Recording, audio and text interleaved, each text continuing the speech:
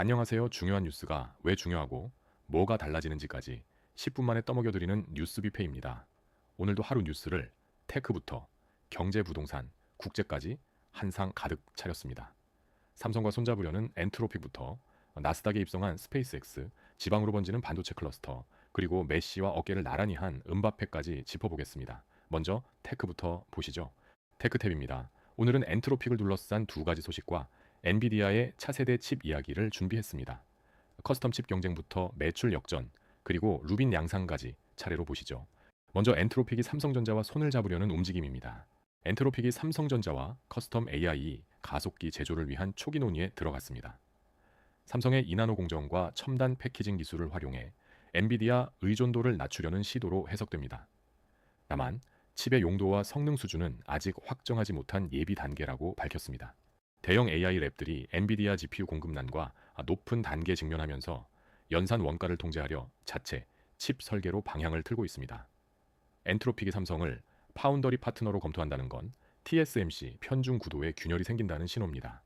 논의가 실제 양산으로 이어지면 삼성 파운드리는 2027년 이후 AI 칩 위탁 생산 신규 수주처를 확보하게 됩니다. 삼성전자와 국내 반도체 업계의 중기 수혜가 기대됩니다. 다음은 엔트로픽이 오픈 AI를 매출에서 앞질렀다는 소식입니다. 복수 보도에 따르면 엔트로픽의 연환산 매출 실행률이 470억 달러로 오픈 AI의 250억에서 330억 달러를 앞선 것으로 나타났습니다. 챗GPT의 월 방문 비중은 5월 처음으로 생성형 AI 시장 과반 아래로 떨어졌습니다. 매출 역전은 코딩과 기업용 워크플로에서의 강점이 실제 유료 전환으로 이어지고 있음을 보여줍니다. 두 회사가 전체 벤처 자금의 43%를 흡수했다는 점은 AI 자본이 극소수에 집중되고 있다는 경고이기도 합니다. 이 구도가 이어지면 하반기 AI 시장은 두 선두랩의 인프라와 인재 확보 경쟁이 더욱 격화됩니다. 후발주자와의 격차가 벌어질 가능성이 큽니다. 마지막으로 엔비디아가 차세대 칩 루빈의 양산에 들어갔습니다. 엔비디아가 차세대 AI 플랫폼 베라 루빈의 완전 양산에 들어갔습니다. 루빈은 TSMC N3P 공정과 HBM4 메모리를 적용해 3,360억 개의 트랜지스터를 집적했습니다. 이전 세대 블랙웰 대비 추론 토큰 생성 비용을 10분의 1로 낮췄습니다. 추론 비용 10분의 1이라는 수치는 AI 서비스의 손익분기를 바꾸는 변수입니다. 엔비디아가 커스텀 칩 도전자들에 맞서 성능과 효율로 선제 방어에 나선 것입니다. HBM4 채택은 SK 하이닉스와 삼성전자 공급 사이클과 직결됩니다. 하반기 주요 클라우드의 루빈 도입이 예정대로 진행되면 엔비디아는 데이터 센터 매출 우위를 이어갑니다. HBM4 채택은 한국 메모리 수요를 끌어올려 국내 업계에 파급됩니다. 마지막은 미확인 루머입니다. 첫째, 오픈AI가 미국 정부에 지분 5%를 부여하겠다고 제안했다는 설이 돕니다.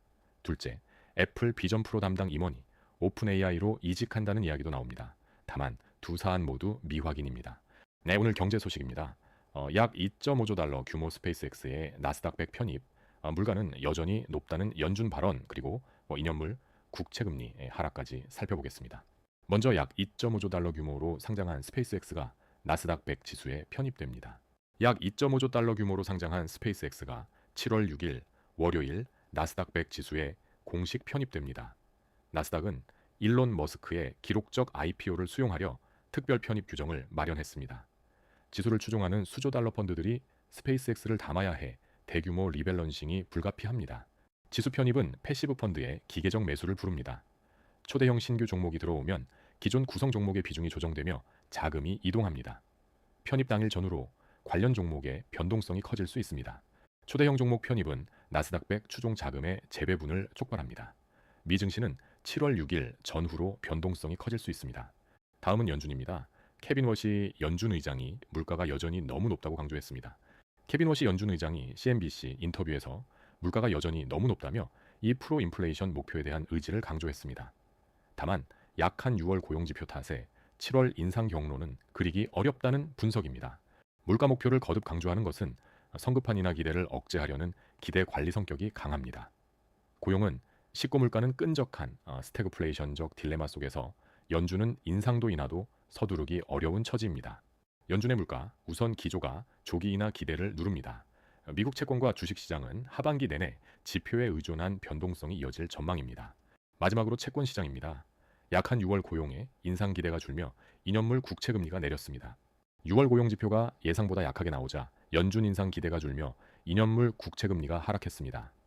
S&P 500 선물은 휴장 전 금요일 상승분을 유지했고 재개장 후 초점은 노동 지표와 FOMC 의사록, 서비스업 활동으로 이동합니다. 단기국 채금리 하락은 시장이 연준의 다음 수를 인상이 아닌 동결 혹은 인하로 재해석하고 있음을 보여줍니다.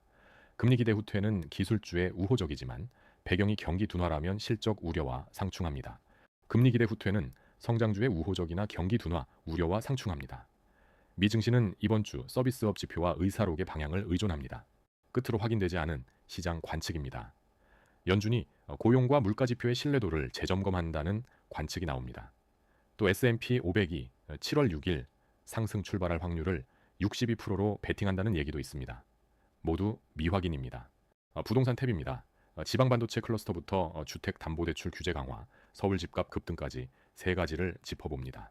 정부가 용인은 그대로 두고 지방의 반도체 추가 거점을 조성하는 논의를 마무리 단계에 두었습니다.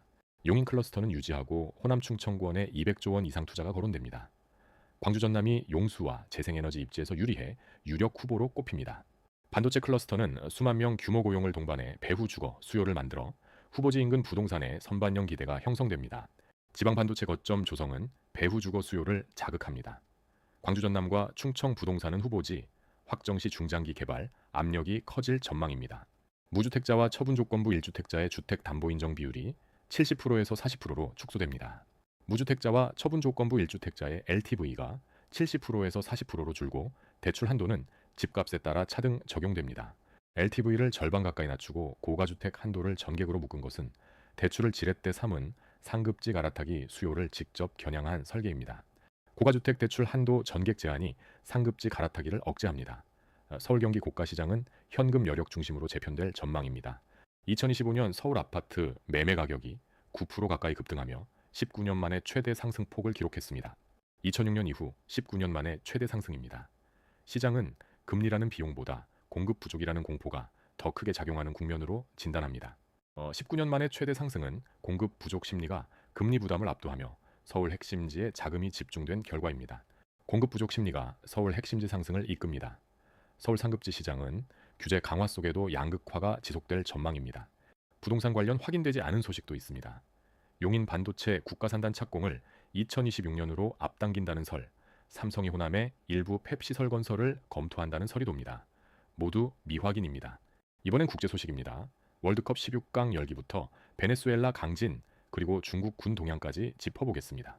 먼저 2026 월드컵 소식입니다. 16강 무대에서 은바페가 존재감을 드러냈습니다. 킬리안 은바페가 파라과이전 1대 0 승리를 이끌며 통산 7골로 메시와 나란히 섰습니다. 멕시코 시티에서는 천둥 번개로 경기가 지연됐고 개최의 열기 속 접전이 이어졌습니다. 은바페가 메시 기록에 근접한 것은 세대 교체 속 그가 프랑스 공격의 중심으로 자리 잡았음을 보여줍니다. 악천후 지연은 여름철 북중미 개최의 운영 리스크를 드러낸 장면입니다. 16강 결과가 우승 후보 판도를 재편합니다. 개최국 프리미엄과 이변 여부가 대회 후반부 흥행을 좌우할 전망입니다. 다음은 베네수엘라 소식입니다. 두 차례 강진으로 인명피해가 크게 늘었습니다. 베네수엘라를 강타한 두 차례 지진의 사망자가 589명으로 늘었습니다. 멕시코, 브라질, 쿠바, 미국 구조팀이 수색에 합류했고 사망자는 더 늘 수 있습니다. 짧은 간격의 쌍둥이 지진은 1차 충격으로 약해진 구조물이 2차 진동에 무너지며 피해를 키웁니다.